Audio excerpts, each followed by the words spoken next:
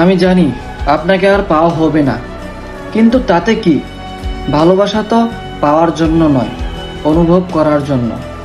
আর আমি আপনাকে প্রতিটা মুহূর্তে অনুভব করি। আমি আজ আপনার থেকে অনেক দূরে, হয়তো আপনি আমার অস্তিত্বের খবরও রাখেন না, তবুও আমার হৃদয়ে আপনি ঠিকই আগের মতোই আছেন। সময় কেটে যাবে, বয়স বাড়বে, জীবন বদলাবে, কিন্তু আমার অনুভূতি সেটাও একটুরও পরিবর্তন হবে না।